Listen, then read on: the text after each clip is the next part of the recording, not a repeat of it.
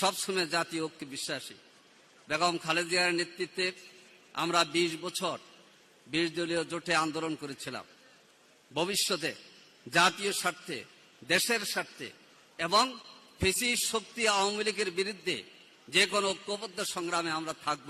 আমি প্রথমে আজকে আমার দলের পক্ষ থেকে, বাংলাদেশ জামাত ইসলামীর আমিরের পক্ষ থেকে, যিনি সৌদি আরবে উমরারত আছেন, তার পক্ষ থেকে বাংলাদেশ জাতীয় দলের চেয়ারপারসন, ভারপ্রাপ্ত চেয়ারম্যান সহ উপস্থিত সকলকে সালাম এবং শুভেচ্ছা জানাচ্ছি।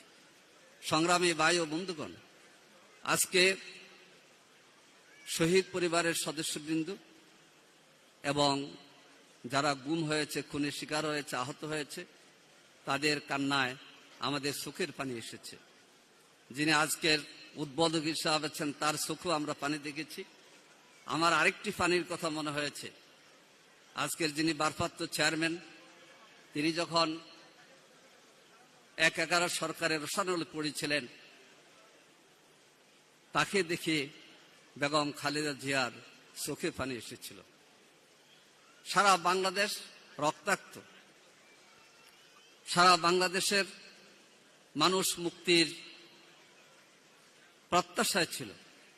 এর মধ্যে 2024 সালের 7 জানুয়ারি নির্বাচনের পর যখন বিভিন্ন দিক থেকে আমরা চিন্তিত ছিলাম, জুলাই আগস্টের এই ছাত্র জনতার বিপ্লব, এই ছাত্র জনতার অভ্যুত্থান বাংলাদেশের মানুষের জন্য মুক্তির সনদ নিয়ে এসেছে। এই সংগ্রামে বাংলাদেশ জাতীয়তাবাদী দলের অনেক অবদান, বাংলাদেশ জামাত ইসলামের অবদান, সকল দল এখানে যারা উপস্থিত আছেন, সকল দলের নেতা এবং কর্মীরা জেল কেটেছেন এবং গুমের শিকার হয়েছে।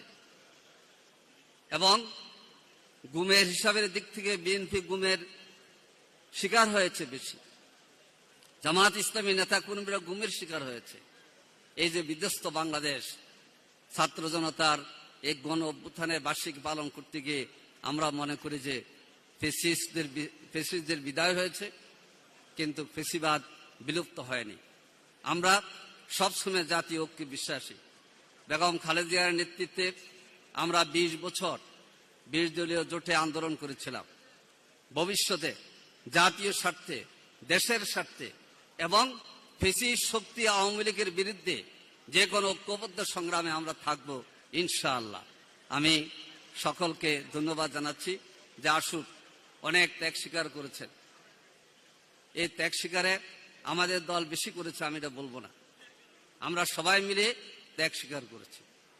আমার দলের নেতা এবং কর্মী গুম হয়েছে, খুন হয়েছে, যেমন আমার চোখে পানি আসে, তদ্রুপ বিএনপি সহ যে কোনো দলের ধর্ম বর্ণ নির্বিশেষে এখানে আজকে আমরা অনেক দলের লোকেরা এখানে এসেছি।